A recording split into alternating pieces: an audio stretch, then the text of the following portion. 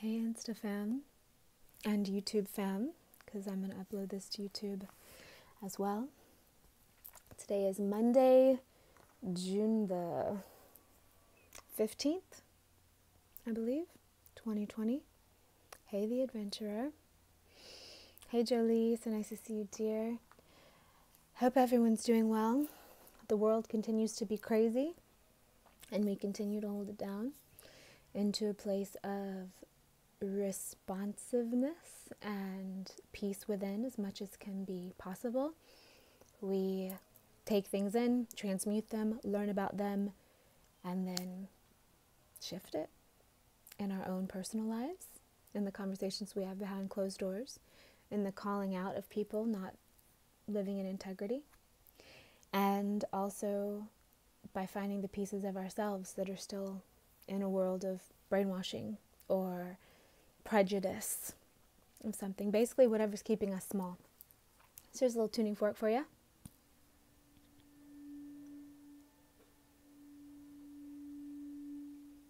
Clear your energy. This is 288 hertz.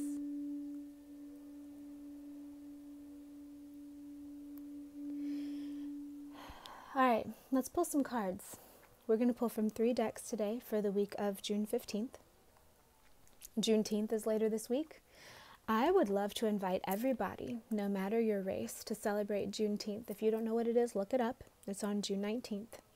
I am not an expert on Juneteenth, but I do know about it, and I plan on celebrating it in my own way, and I would love to encourage all of you to celebrate it. And also, the solstice is next Saturday, June 20th.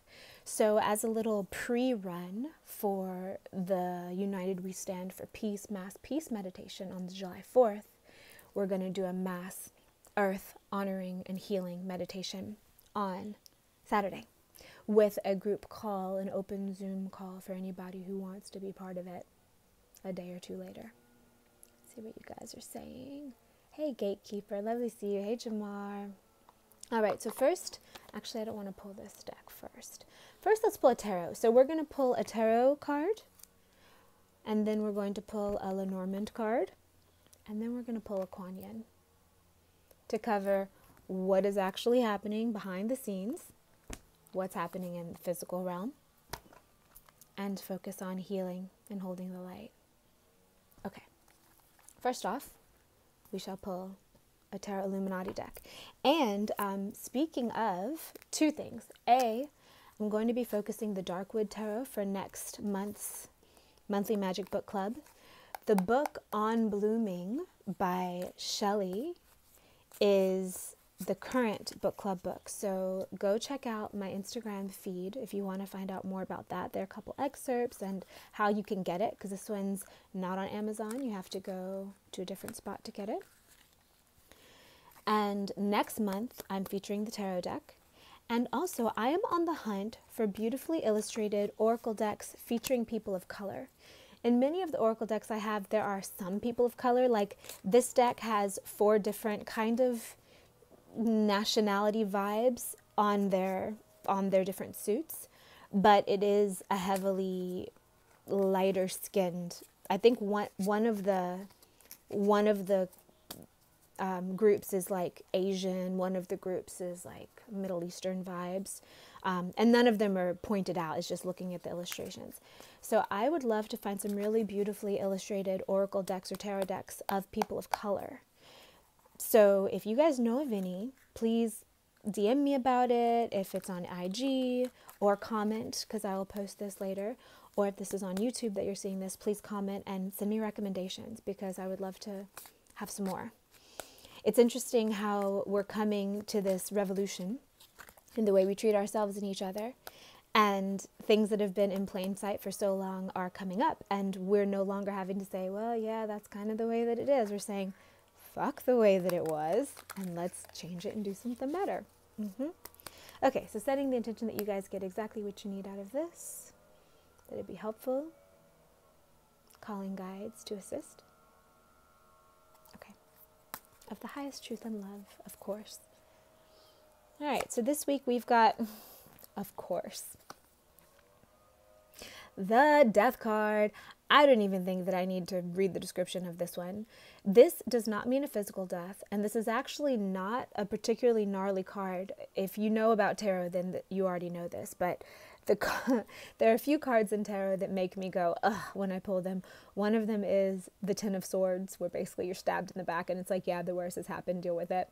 Another one is the Three of Swords, which means that you're about to have the pain of the world. Another one is, of course, the Tower, which is, I think, what we're living right now in the U.S. But the Death card talks about transition. And the Death card talks about illumination. After death, there's a time of amazing synthesis and integration of learning all that you learned in the last life cycle. Like I said, this isn't about a physical death. This is about a death and a rebirth into a greater space. So get ready for lots of endings and beginnings this week, because you know a death to this world is a birth to the next world. Just as when someone is born into this world, their soul is no longer as much in the unseen world because they're downloaded into a human body. Let's see what you guys are saying. The Adventure in 1999. I just got my first tarot deck. Congratulations. And Sun and Moon Tarot. And there are a lot of people of color in the images. Beautiful art. The Hermit card especially might be my favorite interpretation of it. Amazing. Would you mind, The Adventure in 1999, sending me an image of that Hermit card to my DMs? I would love to see. And thank you for sharing. Hello, Yairel. Peace and blessings. Thank you for sharing and interacting with us. Thank you. It's a pleasure. I love social media because it is the balance between my love of hermiting and also still getting to interact with family. Apologies for the loud noises if you guys can hear that. They're doing yard work outside. Okay, next card. So first card, Death card. Death and rebirth. What in you is dying? What are you holding on to that you should let die? One of my favorite affirmations when I'm going through deaths in my life, which happen often, is whatever needs to die, I release with my gratitude and blessing. I will remain. Because if it's truly you, it can't die. Because you are an eternal being. So, let it go. Whatever needs to go, let it go. Don't fight it. Let it drift away. Let yourself open space for something new and beautiful to come in. Let yourself be teachable. Try to clean out that brainwashing in your head. We've all got at least a little bit of it because we're raised in an already existent culture. So we all have stuff to clear. So let's clear it. Let's clear it. All right. Here's the Lenormand card for the week. Setting the intention that you get exactly what you need from this. Ah, yes. I love this card. I identify a lot with this card as well. Okay, this is the Rider. This card is the Rider. She brings news. As you can see, she's carrying a satchel and a letter. She brings glad tidings. The fact that she's on a carousel horse indicates the ups and downs of life. And she also rides on a rainbow, which represents Iris, the goddess of communication, kind of the female version of Mercury. So a tip for those of you who believe in this kind of thing, and I doubt you'd be watching this if you didn't. When Mercury goes retrograde, you can call on Iris to stick with you instead of Mercury because she never goes retrograde. And I also personally believe that Iris is the same as Isis, kind of how different gods and goddesses show up in different pantheons with different names. And since Isis was such a huge presence down in Egypt, and she is seen as the messenger god for the Greeks and Romans, she might have I think she has a different name for the Romans, like many of the Greek gods and goddesses do. But I think, and she also has rainbow wings like Isis. So I also believe that this is an indicator of Isis, who's very big in my life as well.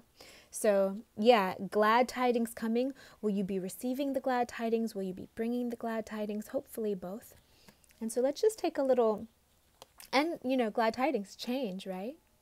Oh, this card also is snail mail. It represents snail mail. So it's don't run out of faith and hope if something's taking a little longer than you wanted, because it might take a little longer than you wanted. Doesn't mean it's not coming. So let's look at these two cards next to each other. See how they represent each other? They're both riding white horses. They both have kind of banner vibes. He has that rose on the banner. She has the red clothes that are blowing like a banner. Is he carrying anything? He's carrying his scythe. Ooh, and he's pointing out of the card at you. Whereas she's holding a staff, or the carousel horse's stick, and she's holding a letter as well. Similar vibes. I love it when tarot cards do this. Also, I feel like the color palettes are similar. Let's see what you guys are saying. Thanks, Expressive Art Zoom. I appreciate that. Hey, Miss Muzi. Hi, Shiny Disco Ball. And hi, Diana. Nice to see you. Also, thanks for tuning in, Paris. Lovely to see you as well. Okay, last card we will pull for this week is from the Kuan Yin Oracle. Kuan Yin has been showing up all over the place lately. Since I got this oracle, she's come in so strong. Even this morning, I was listening to some Abraham Hicks. When there's like shadow work to be done and when there's gnarly stuff going on in the world, I will often not necessarily listen to Abraham Hicks, because Abraham Hicks is not necessarily one to listen to if you need to do shadow work, because they kind of tell you to always look at the bright and not necessarily do shadow work. And I'm sure she would describe, or they would describe it a different way. But I know that the Abraham Hicks philosophy of always focus on the best feeling thought is what a lot of people use to kind of avoid or spiritually bypass around shadow work. And since our people are doing a great shadow work thing right now, I have not been particularly called to listen to Abraham Hicks. Someone who is a little bit easier to listen to is Eckhart Tolle, because he talks about just basically sitting with whatever it is and finding joy in the pure essence of existence itself, which is a little easier to find. But this morning I felt like listening to some Abraham Hicks. I just wanted something light and bright to help me set my vibe. And what did she talk about? Kuan Yin. The only time I've ever heard her mention Kuan Yin, or them. The channel is female. She channels a collective of, I think, sexless beings. All right. Hello, Cora Flora. Lovely to see you. Hi, Diana. Thanks, Paris. Okay. Setting the intention that you get whatever you need and that Kuan Yin come through strong. Okay. Let's see what we get. Ooh, I haven't pulled this one yet. Hear the yellow tiger mother. Sometimes we must be strong and hold true, whilst around us seems to be, whilst all around us seems to be shifting and changing. The yellow tiger mother, Kuan Yin in her guardian role, is roaring within you, reminding you that you are a powerful being of light. And even whilst you are in flow with universal forces, your strong roots help you stand your ground as your light shines true. Beautiful also with the solstice coming up next Saturday. Solstice, by the way, is the longest day of the year. It's the longest day of summer. The sun is out more than any other day. For those of you in the southern hemisphere, that means the shortest day of the year. It's your winter solstice. But it's one of the very powerful days of doing earth magic. When I first learned magic, it was Celtic magic, witchy stuff, earth magic, weather magic, and that is some of my roots are in the Celtic tradition. On the European side of my family, I feel very, very strongly connected to Avalon and Druids and that kind of thing. So this coming Saturday, I'm still working on an audio meditation for you to download and go outside and do. It's all about feeding your heart, overflowing your heart, and letting that flow to Mother Earth and honor her and heal her. Because think about how people or beings heal. When you go see someone in the hospital, if you just do a bunch of honoring, if you just love them, compliment them, pour all of your support into them, they heal. And that's what I'd love to do with Mother Earth. Also, like I said earlier, to help us prepare for the July 4th United We Stand mass meditation for peace. I think this will be a good warm-up for it. And one of the beautiful things that I love about the power of meditation and the power of group prayer is that you don't necessarily know how it's going to happen. The point isn't to say exactly what's going to happen. The point is to feed the energy, flow the energy, create this field around you of solutions and of peace. And then it kind of happens on its own. And unexpected things happen that you would never think of necessarily, which is exactly what you want, right? Paris, you love Abraham Hicks. Yeah, me too. They're powerful. They definitely help with certain things, but I'm not always in the mood for them, I guess. Okay, so let's see how Kuan Yin stands up with the other two. Interesting, because it's like the details of this card are the background colors for this card. So you've got the gold filigree, you've got the gold staff, and then that's kind of where she's coming from. I find it interesting that all three of our folks are holding stuff. And also the sunset here, or the sunrise, is also where she lives. And she kind of shines like the sun. Let me get closer so you can really see what this card looks like. And then here's the one with the sun. This is the death card. Yeah. So, again, let me read this one for you again. Sometimes we must be strong and hold true, whilst all around us seems to be shifting and changing. The yellow tiger mother, Kuan in her guardian role, is roaring within you, reminding you that you are a powerful being of light. And even whilst you are in flow with universal forces, your strong roots help you stand your ground as your light shines true. So, stand your ground. Be in your integrity. Find where your integrity is and don't say no for anybody. Stand up for what you believe in right now. Who knows what can shift the tide? Who knows what critical mass is? This is not logically defined parameter. This is magic. Magic is very real. It's unseen forces affecting seen forces, which happens all the time. So get your wits about you. Get your rest this week. Sometimes I feel like the death card is also saying rest, rest. Accept new information and be the bearer of glad tidings as much as you can, and know that you're protected and you are important. The power of getting your own vibration right and then affecting the world around you is very real. And now's the time for those of us who know how to do that, to do it. Okay, let's see what else you guys are saying. Peaceful Healer 999. Love you, beautiful soul, and all you out there. Keep shining your beautiful lights bright. One love. Thank you for that. I concur. All right, I'm going to let you guys go. Let's give you a little Reiki pop. Sending you so much love for the coming week.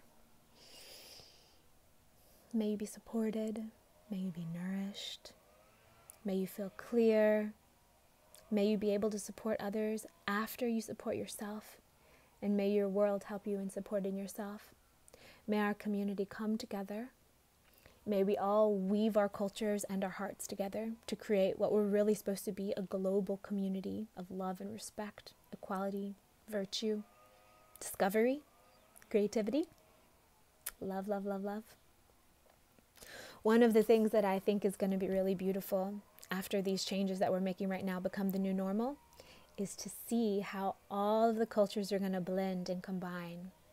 Once these race lines that have been hidden in plain sight in a bunch of ways, once we smash them all and they're all gone, how's our music going to change? How are our movies going to change? How are our parties going to change? That's what I want to see. That's what I'm excited to see. Okay, you guys, I love you.